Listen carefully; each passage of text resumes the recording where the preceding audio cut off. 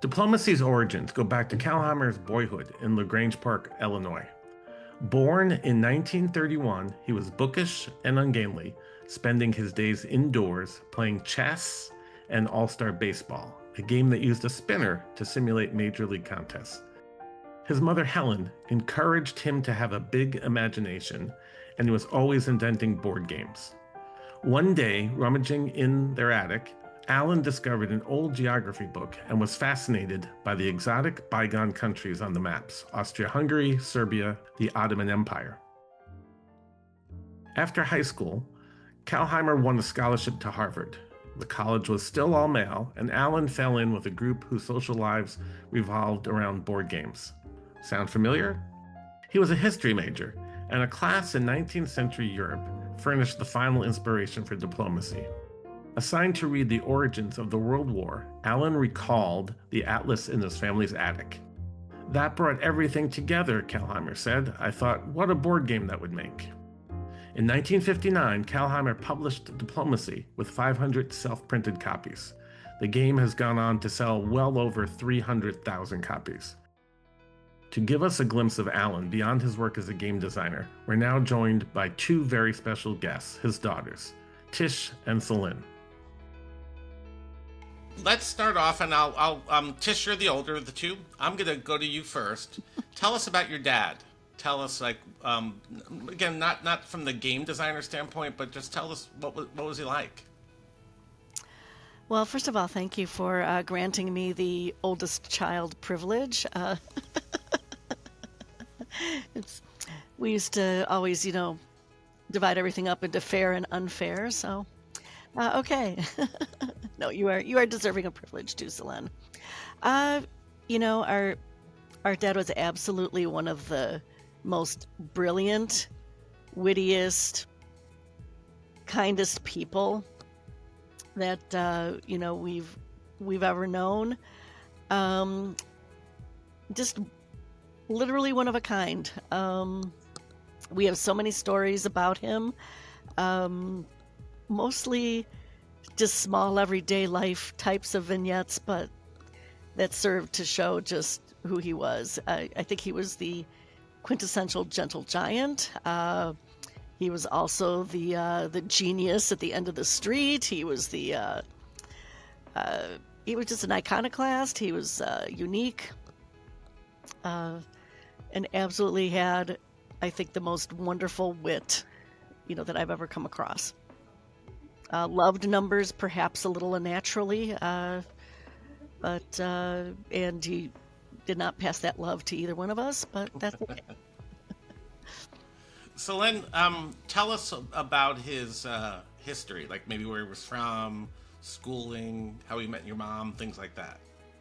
Yeah, so Dad was born in 1931, born and raised in Grange, Illinois, which is a western suburb of Chicago. And Tish is right, he was the quintessential Midwesterner. He was very soft-spoken, unassuming, incredibly humble, very interested in other people's stories. He could sit and talk with someone for hours, and they would end up knowing very little about him, and he would know their entire story. So he attended. Was like that too. Yes, he attended grade school and high school in Grange, received a scholarship to attend Harvard University, where he got his history degree, and it was there that he really began thinking in earnest about turning his interest in diplomatic history and world powers into what he always referred to as a parlor game, right? And he had a tendency to do this, right? Take any situation and try to gamify it.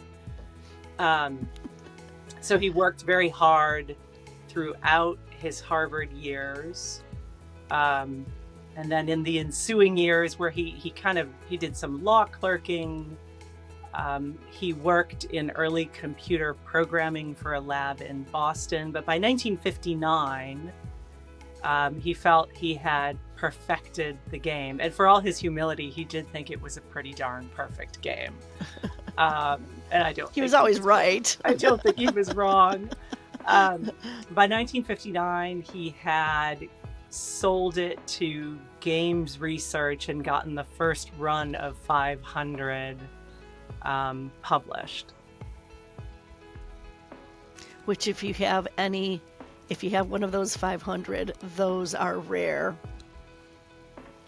And I believe one sold on eBay for around $5,000. Correct me if I'm wrong, Selene. Yeah. Tell me a bit more. Tell me about your mom. Tell me how he met his mom. How met your mother. Where was he? What was he doing? Oh, you want me to take this one, Tish? Sure, go ahead. So, around 1967-68, he left Boston, left his kind of programming job, came to New York, believing that in that market he would have a better opportunity to make diplomacy successful.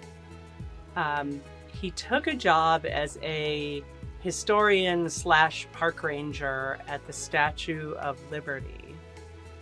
My mom had recently moved from the Dominican Republic to New York, and Mom had been a runway model for Oscar de la Renta in the Dominican Republic. He was a family friend, apparently.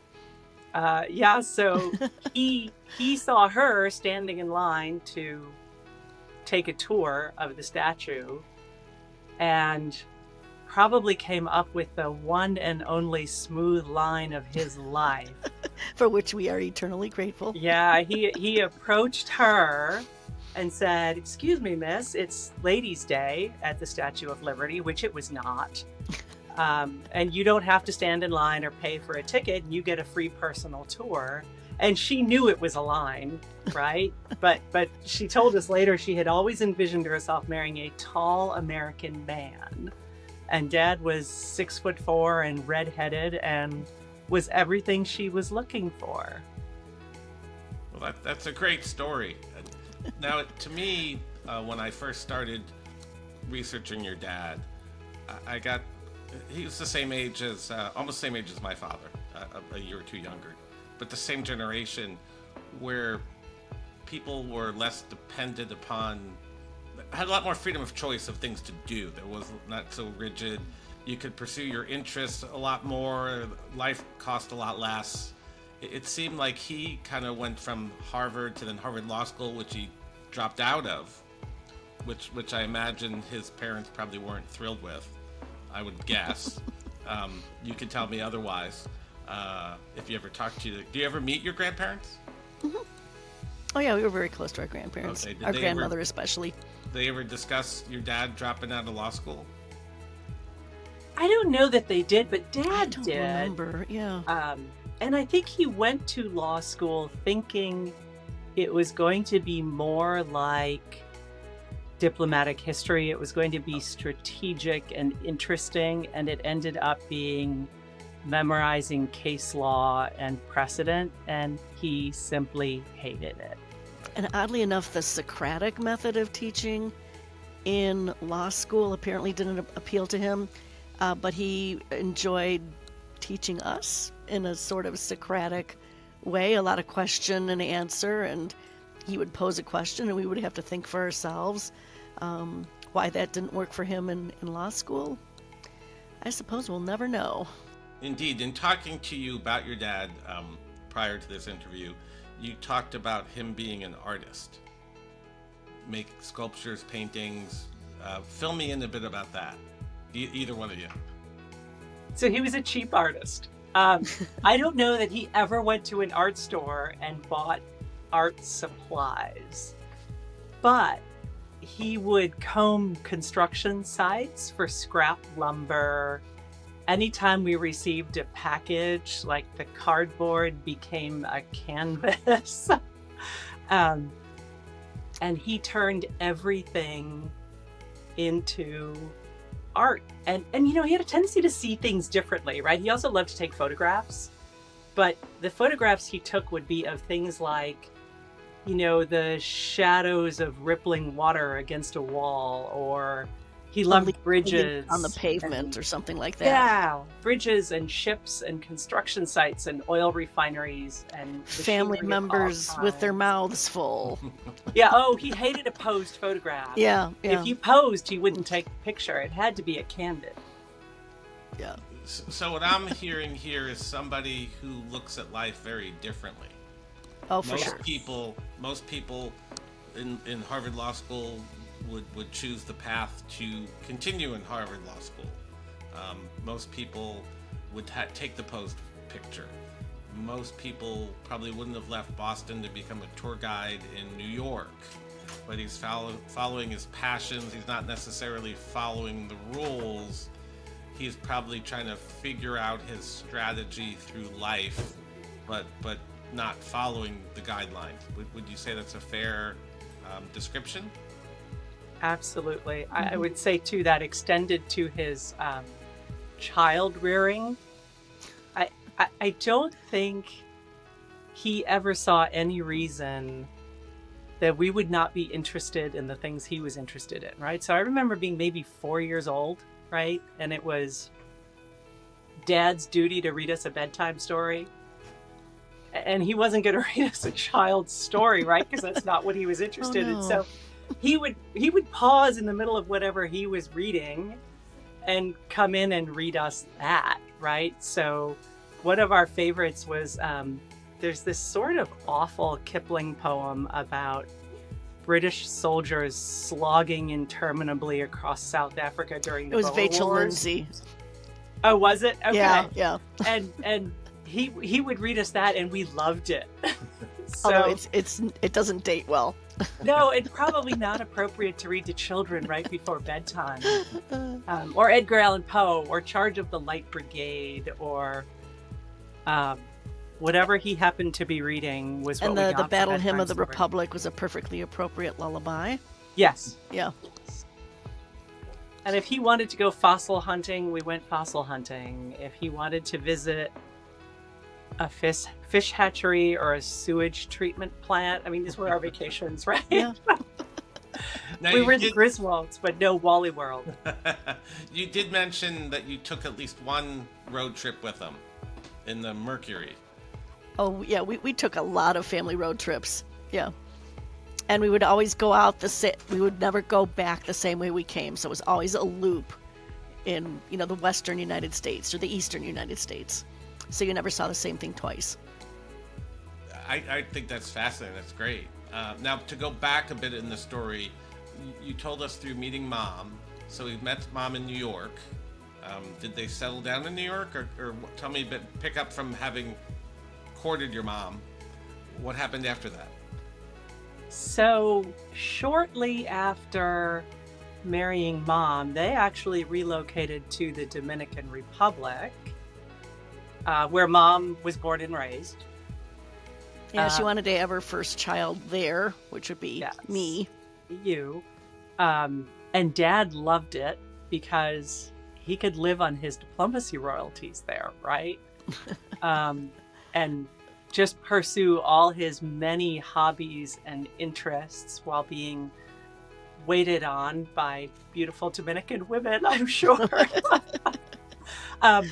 But after having one child in the Dominican Republic and remembering she's living in a third world country, Mom insisted that they come back by the time the second child was born, me.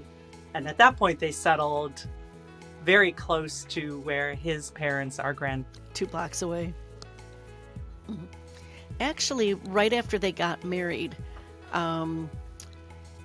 Dad brought her back to his parents to meet, and she fell in love with LaGrange, the Cathedral Elms, and she said, I want to live here. So after they got back from the DR, they did settle in LaGrange. And what was his livelihood there?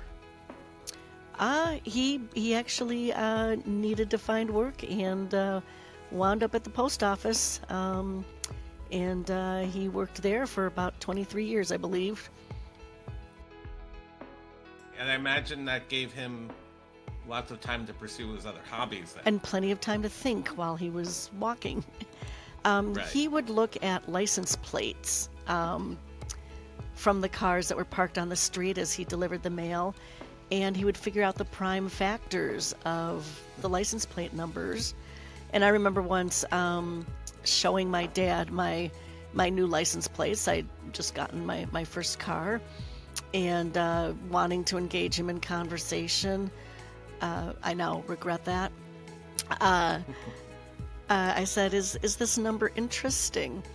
And he just looked at me and gently but sternly said, all numbers are interesting. I was like, okay. He had a very, very deep, resonant voice. Yeah. Mm-hmm. And the loudest sneeze ever. Oh, yes. Yes. Which one and would he he- would... Which one would hear at one's orchestra concerts? when we weren't hearing his snoring at Yeah. our orchestra concerts. Yeah. Yes. He would show up for everything. He Yeah. was Yeah, a he showed up. very attentive Yeah. dad, but he had a hard time staying awake. Yeah, he just didn't promise that he'd be conscious. Being a dad with 2 daughters, I get it. So I found myself in that same position, shall we say. Now, was Diplomacy the only game your dad designed? No. Oh, wow, no. So let's see if we can remember them all. There was Hypermodern. Hyperspace. Hypermodern was the newsletter. Oh, no, it was Hypermodern, wasn't it? No, Hyperspace was the game. And Okay. Hyperspace was actually, Dad loved Go, right? He liked chess. Yeah. He loved Go. Hyperspace is reminiscent of Go. You're sort of Sort of like a conquering- 3-dimensional version of it. Yeah, you're sort Yeah. of conquering foreign planets or something. We never Mhm. played it. But the moves were kind of like 3-dimensional Go. Surigao Strait was a Mhm. World Oh, War yeah. II naval game. National Pastime. Pastime was a baseball Baseball, game. mhm. He could turn anything into a game. So remember when he bought this like 1920s era classroom map of Africa, Yes. and he hung it in the basement, and he invented this game called Dr. Livingstone, I yeah. presume, Yeah. which involved 2 players sort of, and again, simultaneous moves like Diplomacy, right? Chasing Dr. Livingstone across this antiquated map of Africa that hung on the wall of our basement. And that was a great game. Yeah.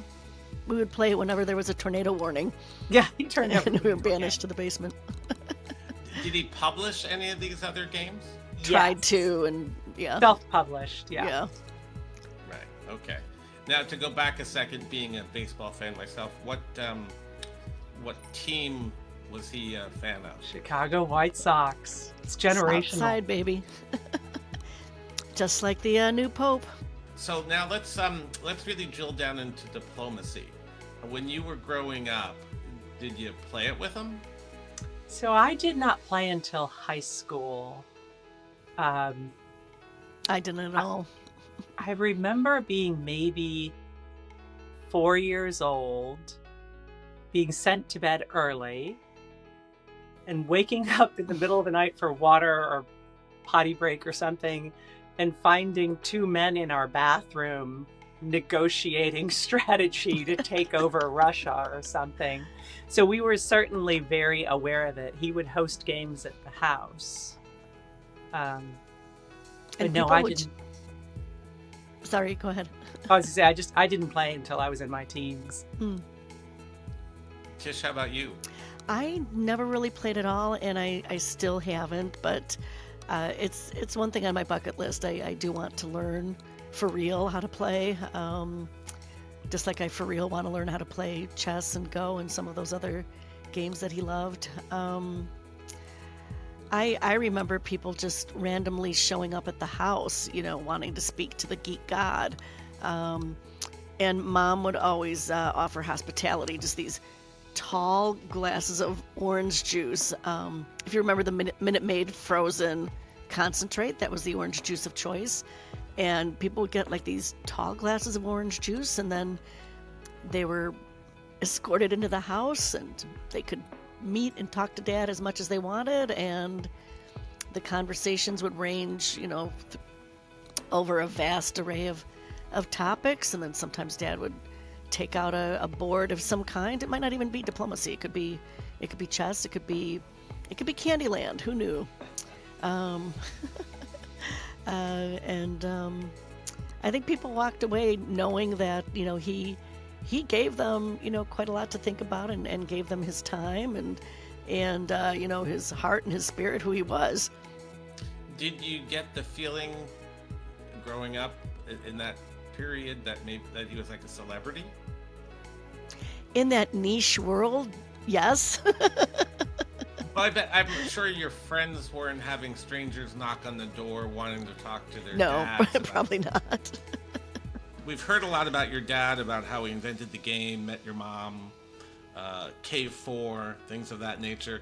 What kind of player was your dad? Too nice to be any good.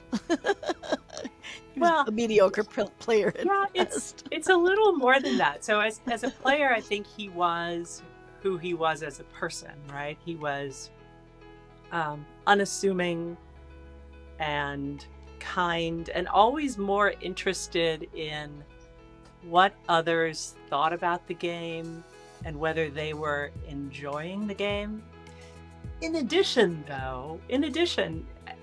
and he writes in his book, Calhamer on Diplomacy, that the really successful alliances are based on long-lasting mutual trust and not on manipulation or tricks or backstabbing. So he played it for the strategy, not so much for the deceit and the trickery. But yes, very much just interested in making sure everybody else was having a great time playing diplomacy. Anything you want to add to that, Tish? And he also wanted to make sure that everybody understood that it was not a game of chance. There was nothing worse than a game of chance. It was strategy, it was your innate intelligence, it was your social skills, not chance, no dice involved. It was just pure skill, your own moxie, whatever you brought to the game. But not a single dice involved. Die. It's one of the things I love about the game, frankly. Because a lot of people say, oh, it's like Risk. I'm saying, kind of, but there's no dice. And then people are confused, and when you tell them, it's really, the rules are pretty simple, frankly. Outside of some minor geography things you just have to know. But because really, in simplicity lies elegance. I can't agree more with that. It was always about elegant simplicity. Agreed. Now, I did read somewhere that as the game progressed in popularity, the natural progression was that tournaments started. And if there's a tournament, you have to have a winner. And okay, how do you score? How do you get, if you've got 21, 28 people playing diplomacy and people win boards, and I understand that your dad tried to come up with a formula that was not successful and really kind of frowned upon the whole idea that there should be some winners. Does that resonate with either of you? I don't know about frowned upon. I think he felt it was realistic, or a reflection of what's likely to happen in diplomacy among nations, that there wouldn't be a single winner, but rather sort of collections of powers in balance opposing one another. Or success sort of determined, almost by consensus,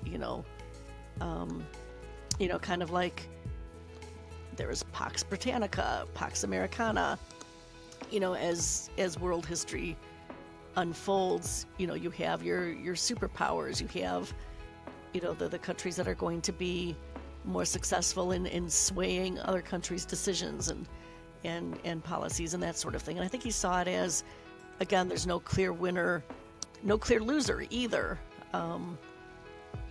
But how does this bode for history? Did he ever go to play the game? Did he go to tournaments? Did he go to Chicago? Others? Tell us about that.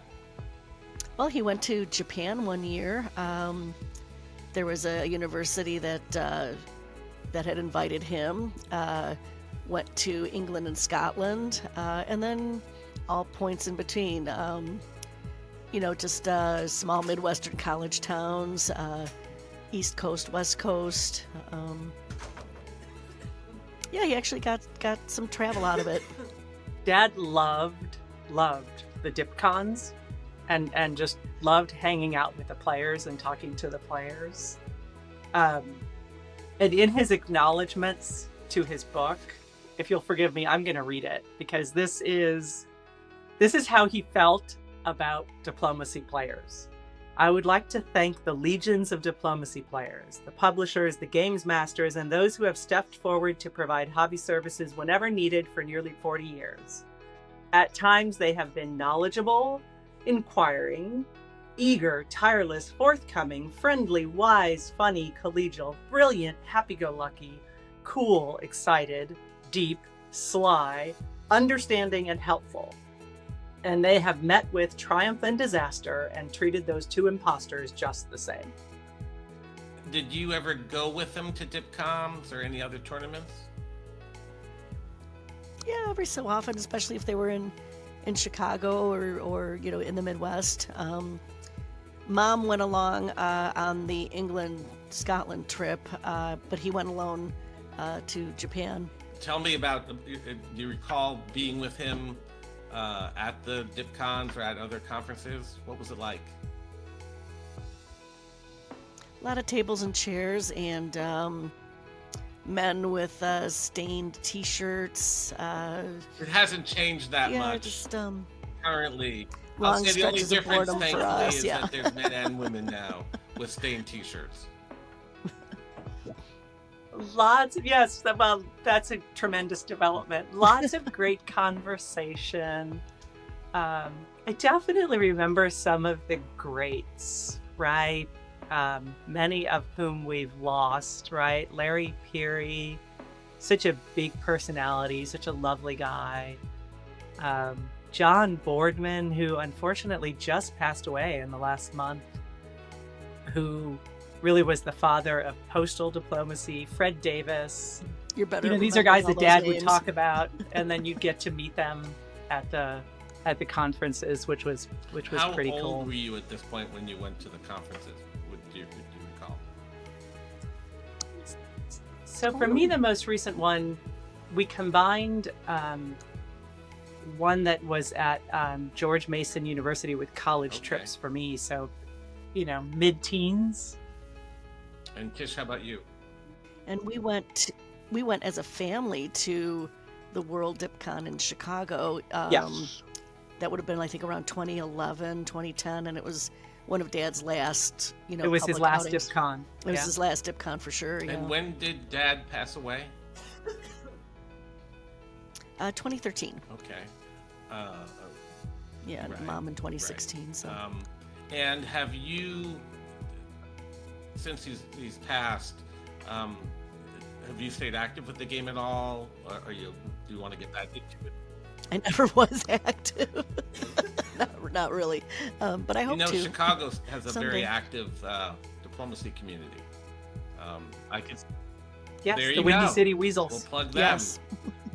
They'd welcome you, Tish. They're, I think it's bi-weekly. They meet at a bar in Chicago, or maybe it's monthly, whatever. Oh, It okay. wouldn't be too hard to Google them and find out. Oh, that would be fun. And then forever in my feed, the word weasels would just be there. They would welcome you eagerly and want to talk to you about your dad, I'm sure. Now, do you have material from your dad at home still? Do you have like early maps or any of the materials that might have started the game? Most So- of our family artifacts are at my sister's house because she has more storage. So I do have one of the first 500 games research games, and it's the one that Dad actually played on. I have, And I have one of the first edition ones, but not yeah, one of the first published ones.